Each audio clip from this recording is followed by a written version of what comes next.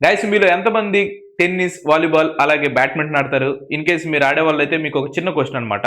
ఈ 3 గేమ్స్‌లో కూడా స్టార్టింగ్‌లో 0-0 అనకుండా లవ్ ఆల్ అని చెప్పి స్కోర్ చెప్తారు. అదెందుకు చెప్తారో మీకు తెలుసా? ఇన్ కేస్ తెలిస్తే కింద కామెంట్ చేయండి. తెలీదంటారా? ఇప్పుడు నేను చెప్తాను చూడండి. బేసిక్‌గా ఆ రోజుల్లో ఫ్రెంచ్‌ని రాయల్ లాంగ్వేజ్ అని చెప్పి అనేవాళ్ళనమాట.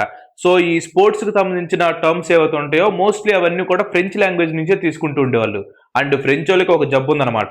అదేంటంటే ఏదైనా కానీ దానికి ఉన్న పేరుతో పిలవరనమాట. ఫర్ ఎగ్జాంపుల్ ఇప్పుడు ఈ జీరోనే ఉంది గదా! ఈ జీరో చూడటానికి ఎగ్ లాగుంటది. కాబట్టి వీళ్ళు ఆ జీరోని ఎగ్‌తో ప్లేస్ చేశారు. అండ్ ఆ ఎగ్‌ని ఫ్రెంచ్‌లో లవ్ అని చెప్పనంటారు. ఇలాగా టెన్నిస్‌లో వాళ్ళు లవ్ ఫాల్ అనే స్కోర్‌ని చెప్తూ వచ్చారనమాట.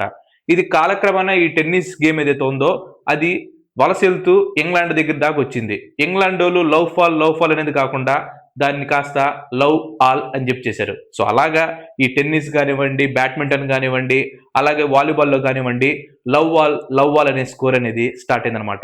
సో, ఇది మీకు ఫస్ట్ టైమ్ తెలిస్తే మాత్రం ఖచ్చితంగా మీ ఫ్రెండ్స్ ఆడేవాళ్ళు ఎవరైతే ఉంటారో వాళ్ళకి షేర్ చేయండి. వాళ్ళకి కూడా తెలిసేలా చేయండి. Thank you.